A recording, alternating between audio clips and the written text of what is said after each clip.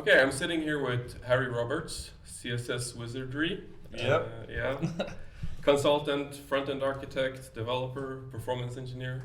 Yeah, all of those things. All of those things, yeah. You come with an impressive track record and client list behind you.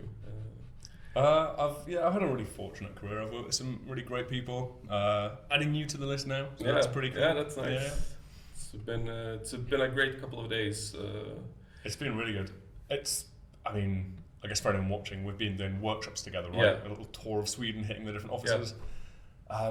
My only regret is I can't spend more time with each team in each place. Because everyone's just been so nice. It's been a really productive few days, but I had a blast. It's been really good. So we've been focusing on front-end performance, but what are you passionate about right now? What's on top of your mind? Other than eating food and riding bikes, I guess, and falling off of bikes, I guess at the moment, career-wise, it's taken a little bit of a turn in the last, I'd say, couple of years, where my technical work has started to become more business-focused, and not in terms of my business, but in terms of rather than being a developer sort of hired to do coding work, I'm actually getting a more strategic role with my clients, which, that's something that you'll be really familiar with, right? As a consultancy firm yourself, of course. Rather than being the hired help, more of a strategic partner. I'm really enjoying that, just sort of, instead of just turning up doing the allotted amount of work and leaving again, actually getting a bit more invested in either the culture of the business or their goals. And it's an odd thing to get passionate about, but I'm really enjoying it. It just gives me a way better feel for what my clients want to achieve. I kind of feel a part of that team, I guess, while I'm there. So it's been a really fascinating thing for me, from both what the business wants to achieve in terms of literally their KPIs, for want of a better word right now, what they want to achieve in terms of like revenues or whatever. But also working closely with engineers, people still like myself, and just getting nerdy and doing good work together. How did that transition happen for you? Predominantly, I would say it's because of the nature of the technical work I'm doing. So historically, my work has been CSS architecture, design systems, very front-end focused, but still very ones and zeros, right? Very code-based work. Moving to web performance, which is a very deliberate decision, you find that the business themselves get more invested. So normally my point of contact in an organization would be an engineering manager, or perhaps the head of the front-end team. Nowadays what tends to happen is I get a FaceTime with CFOs, CTOs, sometimes even CEOs of businesses, because they've heard about performance, or a Google marketing blog told them it's good for SEO or whatever. So what the main transition is just the technical offering I've got is more interesting to non-technical stakeholders nowadays. So it just gets me a different audience. Why should businesses care about web performance? This is a great question. Well, first of all, it depends on what that business is. The overarching any business could benefit from web performance would be, for example, the running cost of a site. So whether you're a non-profit, a heavily for-profit organization, whether you're e-com or whether you're a publishing site, whatever your business is, you have to spend money running a website. So the fewer resources you need, whether that's servers, whether that's actual bandwidth, your billing, etc. So cost savings is a huge one. Selling people on kind of that, not selling them, but every business can buy into the idea of saving money. On the flip side, e-commerce businesses, every case study ever done shows that faster websites convert more, so they will make you more money. And then the numbers involved can be really, really impressive. Trainline's a really good example. They're a client of mine who, for a 300 millisecond improvement in performance, they noticed an £8 million a year uptick in revenue. Wow. So making money is really good. And then things like either charities, non-profits, or people who don't sell directly online, they all benefit from things like higher retention. Users prefer fast experiences. Right. So people will happily read a newspaper that, so you've got two news sites that both align with your sort of political ideology, whatever. There's not much in which one you would choose, but one of them's much slower. Users will pick the faster one. So even though that newspaper site isn't directly selling to that user, there's benefits in user engagement and retention, which then leads to like ad revenue and ultimately more money. What was the hardest thing for you moving from a more technical role into a more business-oriented role personally? What was the biggest challenge? Personally, I would say like imposter syndrome style things. Speaking very, very candidly, as a developer, you're only used to hearing about certain numbers of budget, right? Mhm. Day rates of like this much.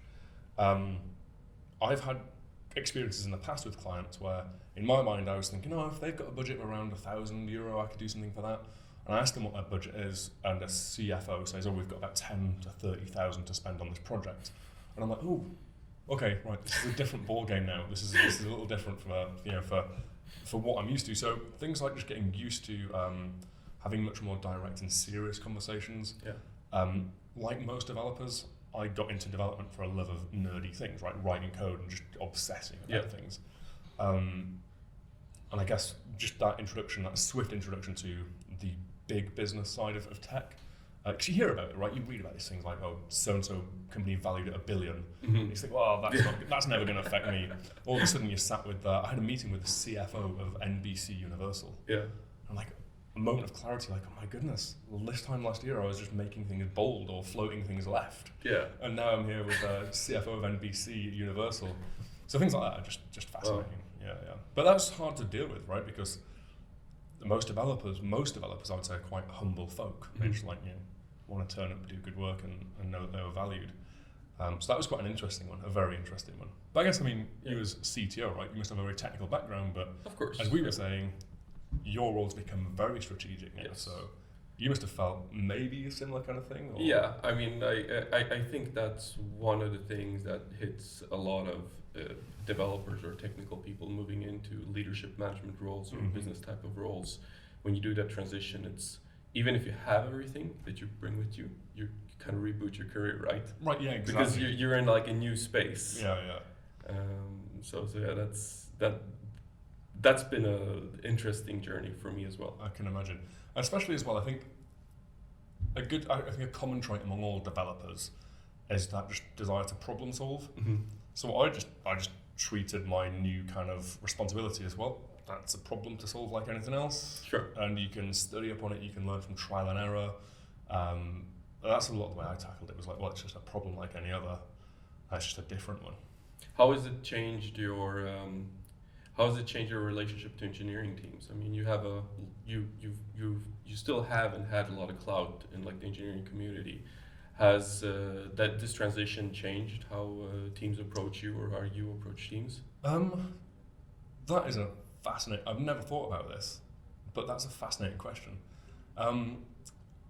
If I can try and like piece together an answer in real time, I think I'm very keen to stay kind of at the coalface. I enjoy the technical work, so I will try and get involved in implementation. A lot of people ask me, especially at conferences where it's very non-work related, right? Yeah. People will ask me, oh, do you actually do any work anymore, or do you just go around speaking at things? And they don't ask it in a nasty way, I don't think at least. But part of me is like, oh my goodness, no, I definitely do client work, right? I have clients and I solve problems because it'd be a bit of a fraud, right, to never actually work and just read a few articles and think, right, okay, I'll go and do a talk about that. But there is that perception often that maybe I'm just the guy who talks about this and doesn't do it. So what I try and do therefore is like in workshops, I will mention case studies and make things relatable and say, hey, look, the problem you're suffering, a previous client of mine suffered, we can solve it. Yeah. But one really interesting thing happened to me last year. I'm not going to name the company or anything about them, but I was brought in because the company site was already too slow, and it was the CEO who actually commissioned the project. And when the CEO is getting involved, or when C-level people are commissioning stuff, you know it's serious. But the engineering team were sent an email. Hey, we're getting this guy Harry Roberts, CSS Wizardry, to come in. And CSS Wizardry is a domain I picked when I was 17 years old, right? Massive, huge regrets there for a start. But one of the engineers just thought, well, we don't need a CSS person. Like we've spent months building this site. It's profitable. It works. Yeah, it's slow, but who's this guy to come in and just think CSS is going to fix everything? Blah blah blah.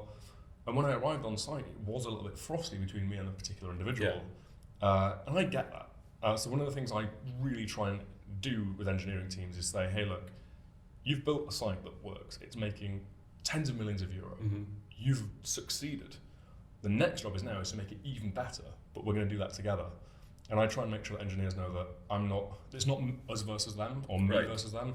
It's like, look, I need you just as much as you need me. I need you to help me implement this. You understand the context of the project, the history of it. You understand literally the code base better than I do. And there's a really interesting thing that I do when I do audits and reports. Norm Kurth came up with something years ago called the Prime Directive. Yes. And obviously, you're not familiar with agile stuff, you'll have heard of it, but for those who perhaps haven't, the Prime Directive is just the thing you read out at every sprint retrospective, right? Saying, we truly understand and believe that everybody did the best work they could at the time with the knowledge and resources they had available. And it sounds very corporate speak, but it's a really important thing to acknowledge that I'm not here to turn up and say, you're all terrible and look what you did. It's just, we've got another phase of the project that I'm involved with, but you folk are still going to do it, right? And they're going to take all the glory because I very rarely get any commits against my name. Yeah. It's the engineers who own the project. I'm just there to kind of oversee or facilitate. And but yeah, it's infrequent, but every now and again there is a bit of like suspicion, maybe like who's this guy? Why is he being brought in? But I mean, I've worked as a consultant for so many years. Like it's like probably going on like 15 or 16 years now. And I think the biggest difference for me was when you're contracted by the CEO or CTO and you come into a team, that immediately puts you in like an uphill battle with that team. Right, yeah. Whether if you're contracted by like the project manager or like the development manager, you come in and like, oh wow, here's some like helping hands, there's somebody that can like, it's going to contribute to the team. So for me, that's always that's like my new struggle now. Here's like the CTO from this other company coming in to give like recommendations and stuff. Like you're like, who are you? Like why are you? Yeah. So I really identify with that thing, and really, both you and me, we come from a developer background, so we understand that as well. Yeah, right. Yeah. And we need to sort of maybe spend a bit of time saying, hey, look, I'm one of you still. Yeah. Like I might be a CTO, but I've got a technical background. Yeah. I get what we're doing.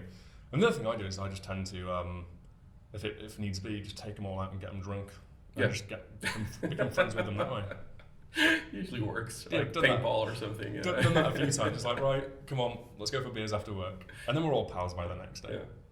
So for anyone who's interested in more like the business side of I'll guess performance or like the business side of software, what would be like one good starting resource to go to? Where would you send them if they want to learn more about these types of things? So that's another fascinating question. I mean, the thing that I learned is I learned by experience. So I didn't have that. There will be resources out there. I just don't know what they are because I didn't do it that way. But a very specific answer, if anyone's interested in the business of web performance, friends of mine built an incredible website called WPO Stats. So short for Web Performance Optimization, WPOstats.com, I believe it is. And it's just full of case studies that genuinely show the business impact of web performance.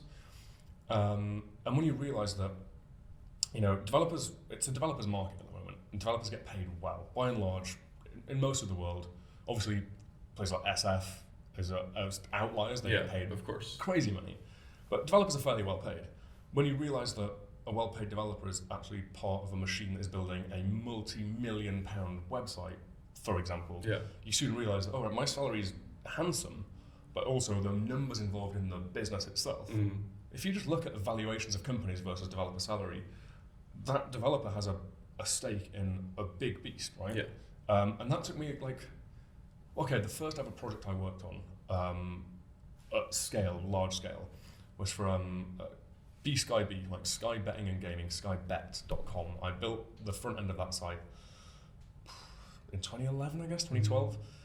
And I had a very, very, very humble, actually fairly low salary at the time. And I thought I was balling. I was like, oh my goodness, I can't believe I get paid this much. I was 21, right? So I thought I was rich. Turns out I wasn't.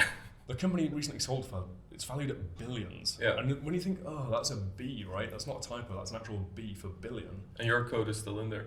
Hopefully not. That's a long time ago. It's had a full rebuild since. Yeah. But just kind of trying to join up these dots of, oh my goodness, actually, it's not a website, it's a business. Like, skybet.com isn't a site, it's a full business. People think Facebook is a website, it's not. It's like a huge business. And trying to think of things in that way, I don't know if this is just my naivety, but I've always got this really bad habit of thinking, it's just a website. But it's not. It's not. The website is the business, right? For an e-com firm, if they're turning over tens of millions of pounds a year, the budgets you're dealing with are very, very different to what, like, your salary mindset is used to thinking of. Yeah. So getting used to that kind of stuff.